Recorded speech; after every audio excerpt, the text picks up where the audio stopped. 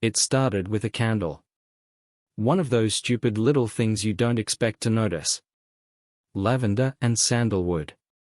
She lit it in our bedroom on a Tuesday night, said it helped her sleep. But the next morning, I woke up and the bed smelled like something else. Something faintly sweet. Cheap cologne, maybe. Not mine. I remember standing there, staring at the sheets like they'd betrayed me too.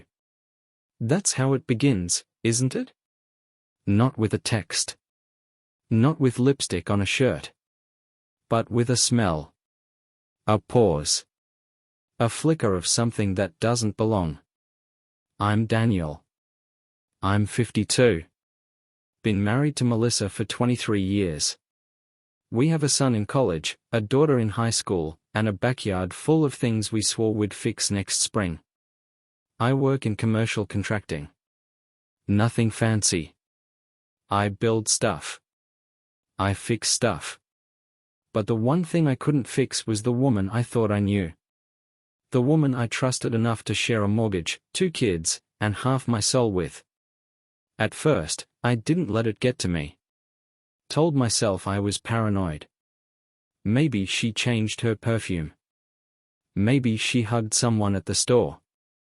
Maybe I was just tired. But then came the calls.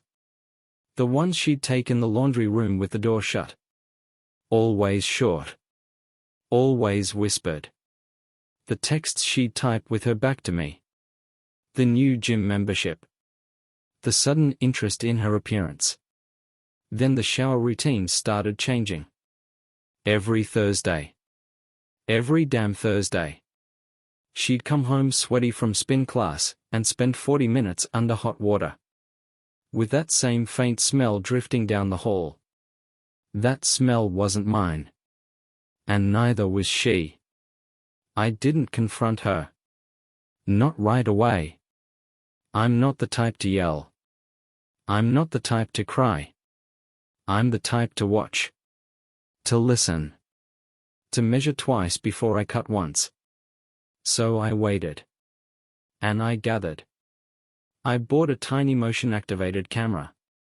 One of those nannycam things, disguised as a phone charger. Set it up near the bedroom window facing the side yard. Discreet. Quiet. Hidden. Next week, I told her I was heading out of town for a work bid in Louisville. But I didn't go anywhere. I parked 4 blocks away in my old truck, windows cracked, phone in hand, watching the live feed through an app. She came home alone at first. Then, 10 minutes later, a black sedan pulled into the driveway. He stepped out. Tall. Confident. Younger than me by at least 10 years. I knew the type. No ring. No shame. He walked through my gate like he belonged there. Like he'd done it before. And he had. I watched them through the lens. Her letting him in. Him grabbing her waist like they weren't in someone else's house. Her house. A house. They didn't even make it up the stairs. Right there on the living room couch. My couch. The one I bought after saving 5 weekends of overtime. She laughed. That laugh. It wasn't just betrayal.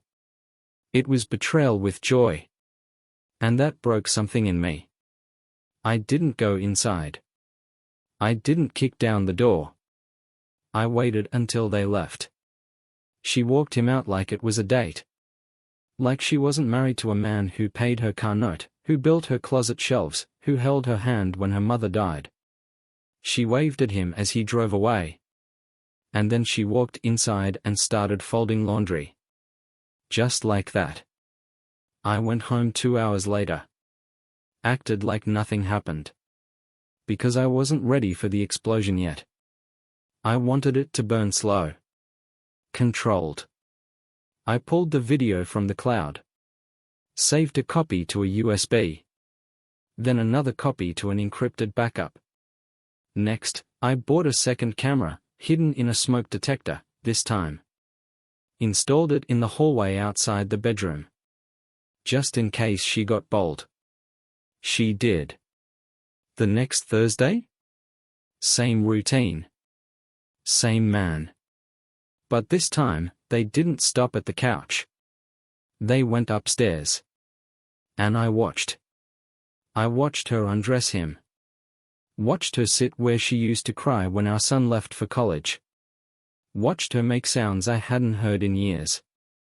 She didn't know she was performing for me. But she was. Every movement.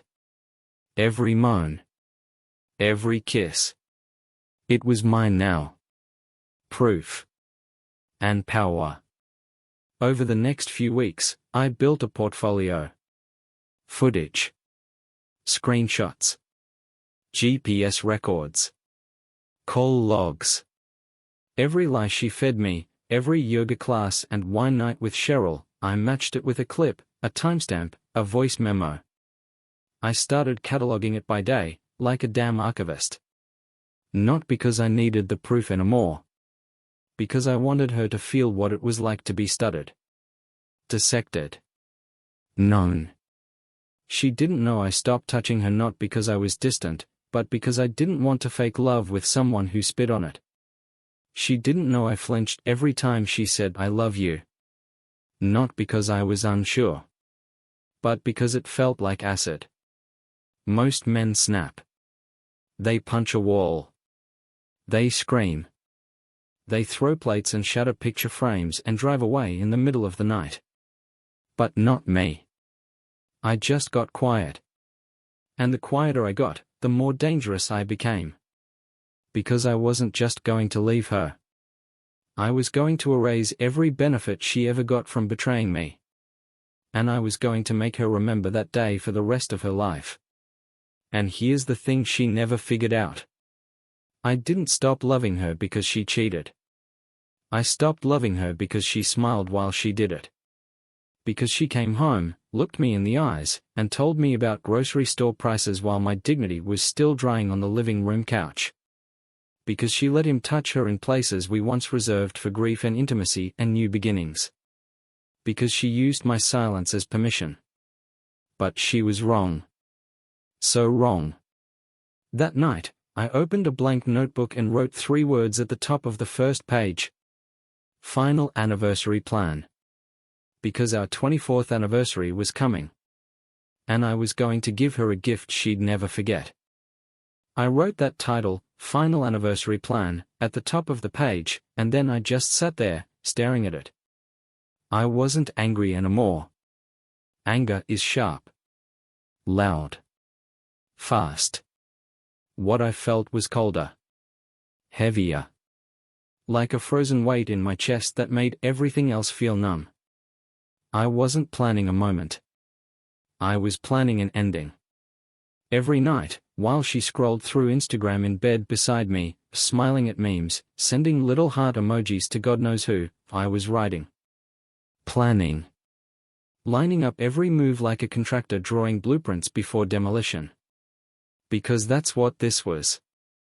Not a confrontation. A controlled demolition. I knew the location. I knew the load-bearing walls. All I had to do was set the charges and pick the right time to watch it fall. First, I needed timing. Our anniversary was 3 weeks away. She had no clue I remembered. She hadn't mentioned it once. Perfect. I told her I wanted to do something special, a small dinner with just close family.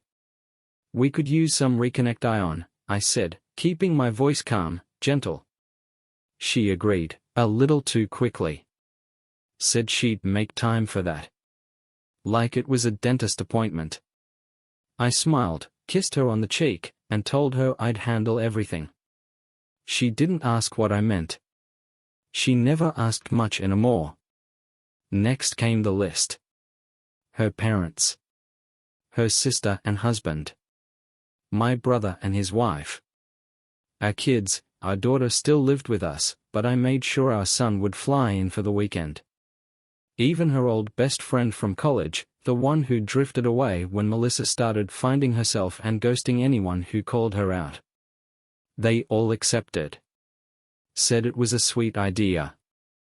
Told me how nice it was that I still made an effort after all these years. I nodded. Smiled. Even offered to cook. Said I'd handle the whole thing, appetizers, drinks, dessert. That part wasn't a lie. I planned to serve something unforgettable. Then came the video edits. I took the raw footage and cleaned it up.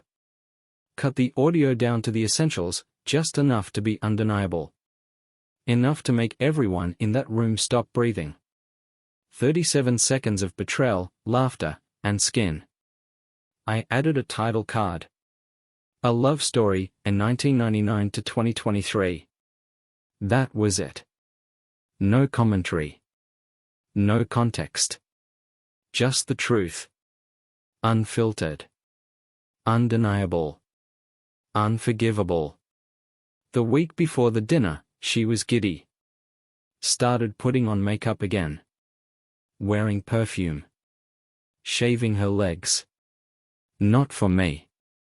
For him. He started coming around more, never during the day anymore. She was getting more careful. But not enough. The camera in the hallway caught it all. His footsteps. Her whispers. Her giggles. They didn't go to the bedroom anymore. Now they used the laundry room. Like animals. Like the whole house was theirs to ruin. She didn't know every corner of this place had eyes now. Every wall whispered back to me. Every betrayal had a timestamp. The night before the dinner, she laid out a dress. Pale blue. The same one she wore the night we renewed our vows 5 years earlier.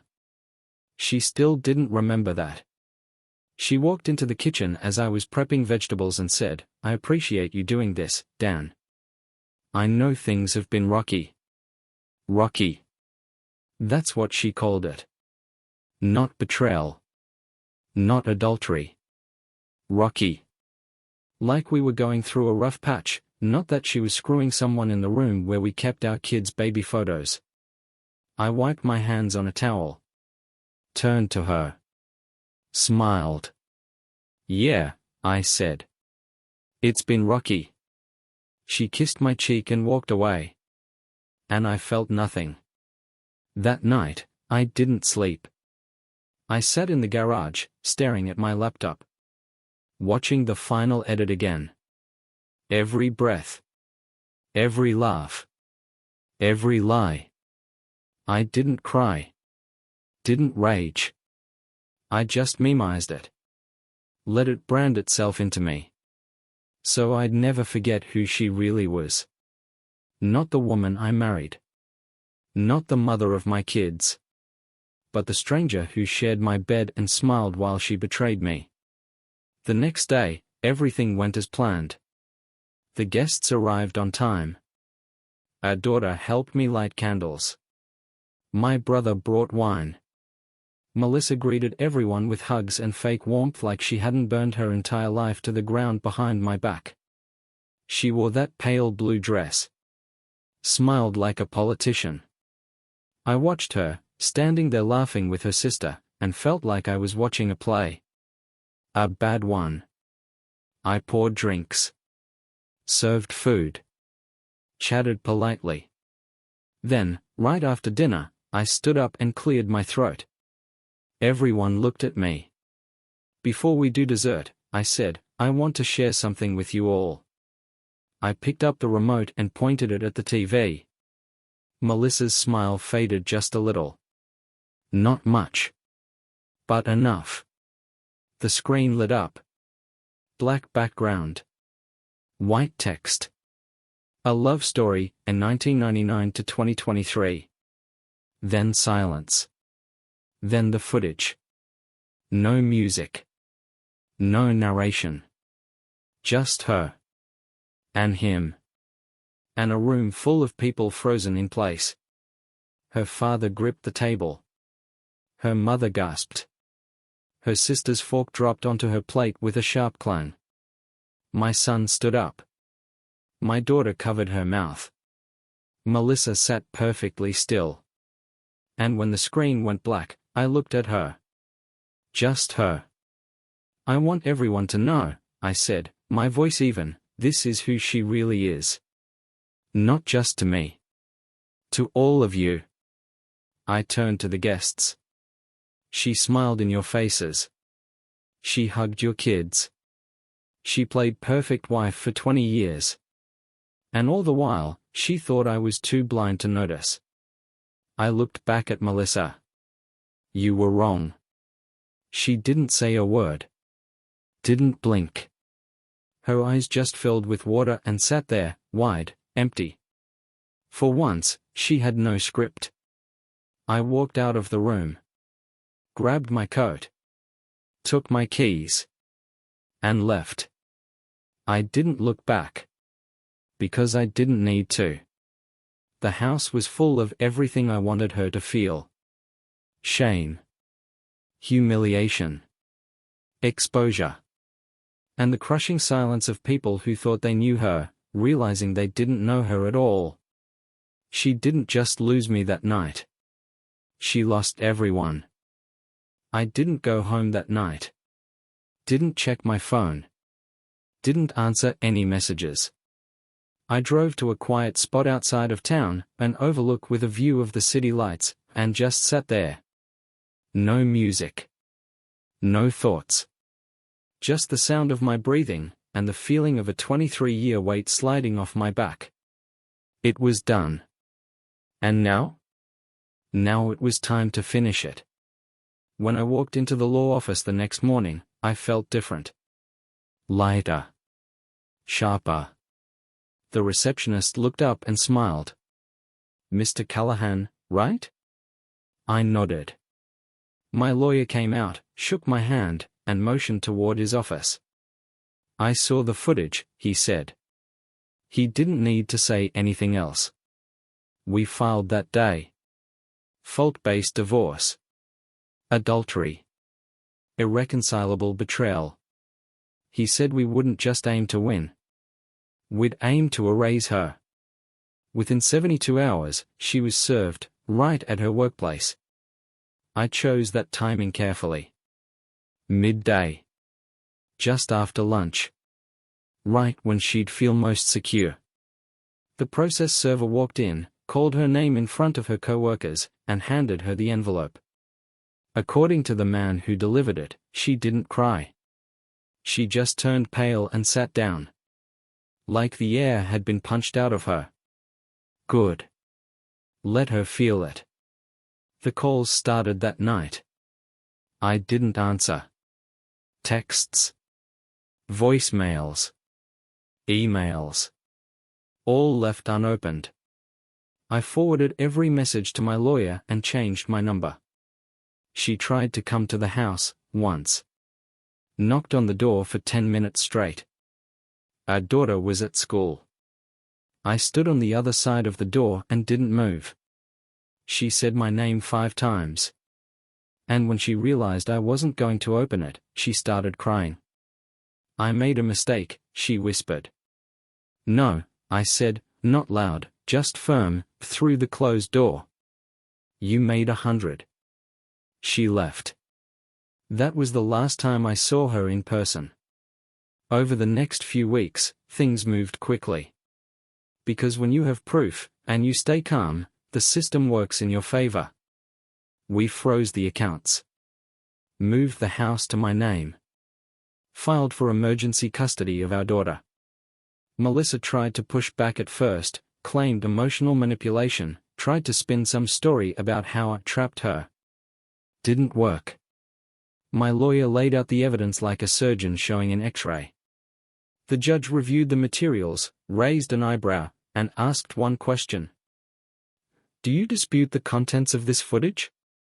She didn't speak for a full 10 seconds. "No," she whispered. Ruling granted. She lost the house. She lost full custody. She lost the car. I'd bought it, after all, and the judge saw no reason she needed it more than I did. She tried to ask for spousal support. That part made me laugh. My lawyer didn't even flinch.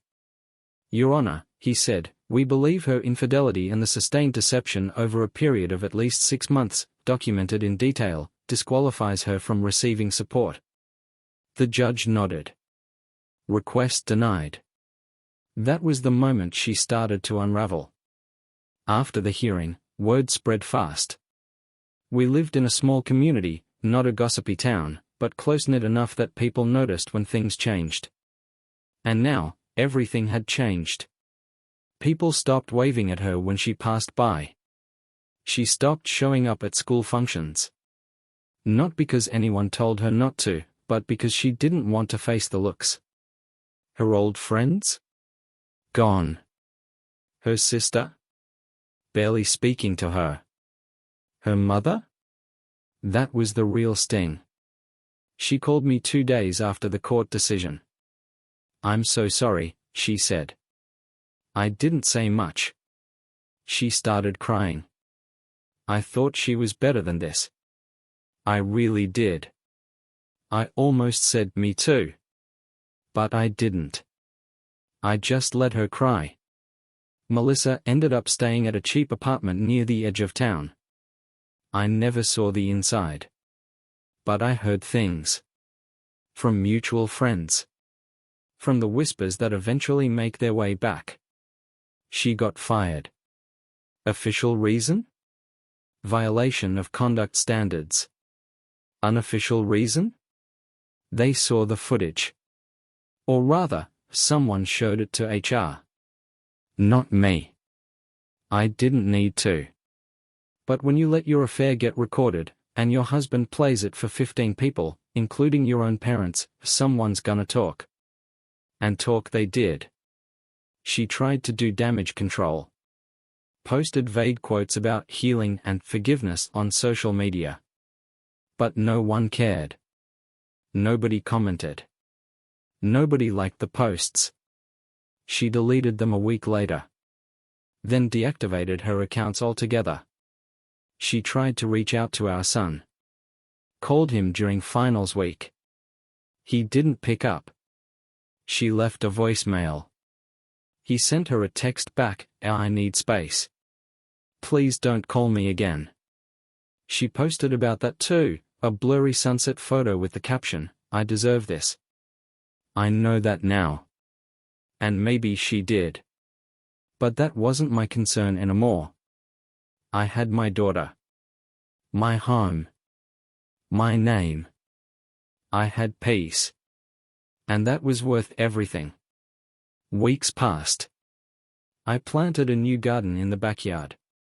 Painted the fence. Started running again. Slept with the windows open. I didn't feel like a man recovering from betrayal. I felt like a man who finally stopped carrying someone else's lie. My daughter laughed more. Slept deeper. Her grades went up. She didn't ask about her mother. I didn't bring it up. One day, when she's older, I'll tell her the truth. Not the footage.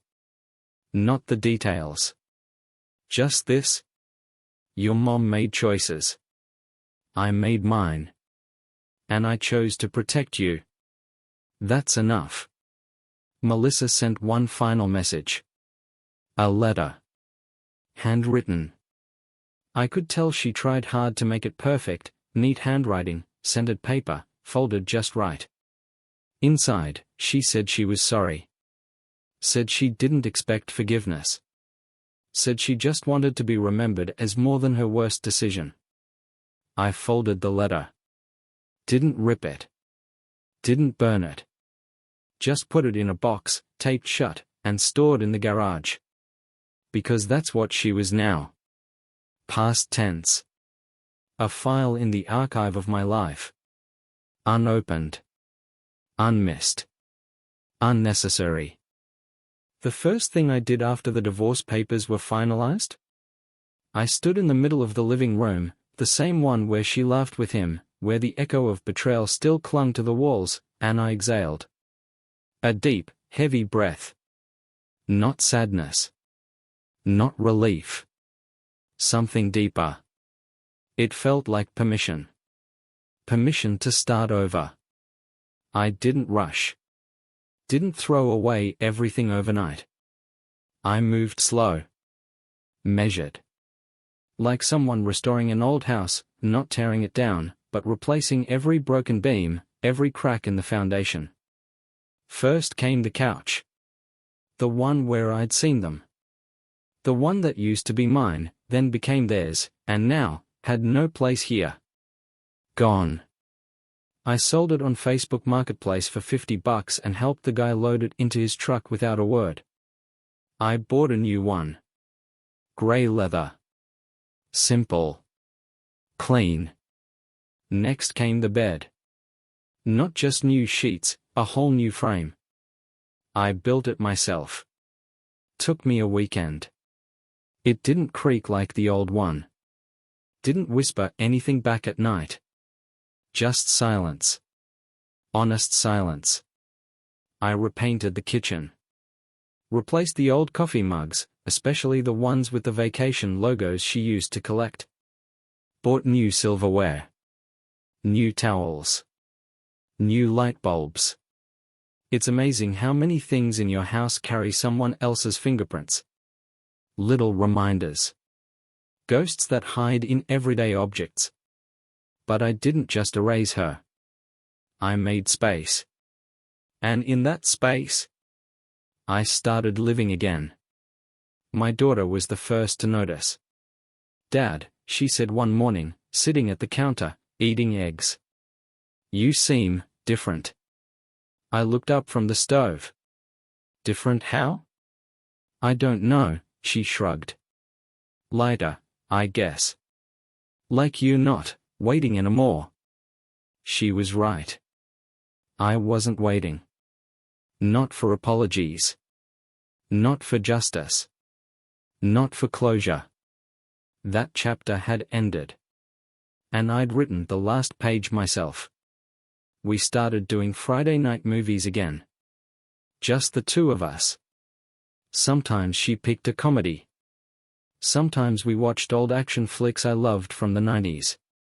She'd fall asleep on the couch halfway through. Every time. And I'd cover her with a blanket, sit in the quiet, and just be. No fake smiles. No unspoken lies. No wondering what was happening in the other room. Just peace. It was almost uncomfortable at first. Like I didn't trust it. But I kept showing up.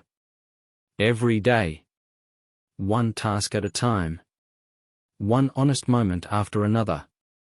Until eventually, peace became the new normal. Spring came early that year. The trees bloomed fast. Pink and white clouds of blossoms lining the streets like a postcard. I planted a new garden in the backyard, not the messy one she always half-finished. A real one. Boxwood edges. Dark mulch. Fresh lavender, rosemary, peppers, tomatoes. My hands got dirty. My back ached. But at the end of the day, when I stood on the porch and looked at what I'd built, I felt proud again. Not because it was perfect, but because it was mine. I started reading again. Books I hadn't touched in years. Hemingway. McCarthy. Faulkner. Men who understood silence. Men who knew how to bleed quietly on the page. And I started writing too. Not for anyone. Just small entries. Thoughts. Memories.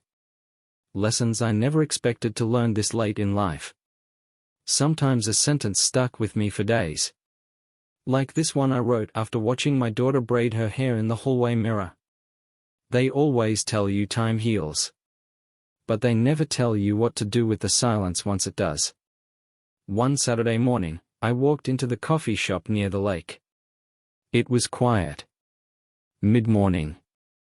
Just a few people with laptops and paperbacks. And that's when I saw her. Not Melissa. Her. She was sitting by the window with a notepad, sketching something. Wearing jeans and a green sweater, hair tied back, no makeup. She didn't look up. Not until I was halfway to the counter. Then she glanced. Briefly. And smiled. Not the flirty kind. Not the fake, polite kind. The kind of smile that says, "I see you." I nodded. And ordered my coffee. We saw each other again 2 days later. Same shop. Same time. This time, she sat across from me. Introduced herself. Claire. Architect. Divorced. 2 years. No kids. Moved to town recently. Liked the quiet. Said the city burned her out. I didn't tell her much that first day. Just my name. What I did. That I had a daughter. That I liked building things. That was enough. She didn't ask more. Didn't pry. She just listened. And in that moment, I realized how rare that was. To be heard without being examined. Over the next few weeks, we started meeting regularly. Coffee. Walks by the lake. Occasional lunch. No pressure. No rushing. Just presence. We didn't talk about the past much. She knew I was divorced. She didn't ask why. And when I finally told her, months later, she didn't flinch. Didn't gasp. Didn't offer pity. She just looked at me and said, "I'm sorry someone treated you like that." Not "you should have known." Not "why didn't you leave sooner?" Just understanding. That was all I needed. The first time she came to the house, I was nervous. It wasn't about romance. It was about space. About letting someone in again. But Claire didn't fill the room with noise. She moved gently. Observed. Complimented the garden. Asked about the photos on the wall. Sat quietly while my daughter told a story about school. And later that night, when she said goodnight at the front door, she looked around the porch and said something that stuck with me. "This place feels safe." That meant more than she knew. Because I'd built it that way. Brick by brick. Memory by memory. Without her. And now, maybe, for someone new. I'm not naive. I don't believe in fairytales anymore.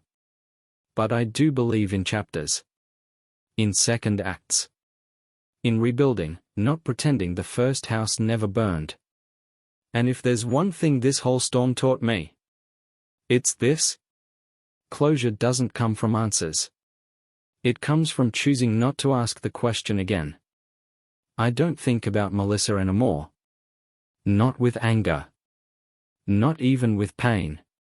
She's just gone. Not erased. Just irrelevant. And in her place? Silence. Peace.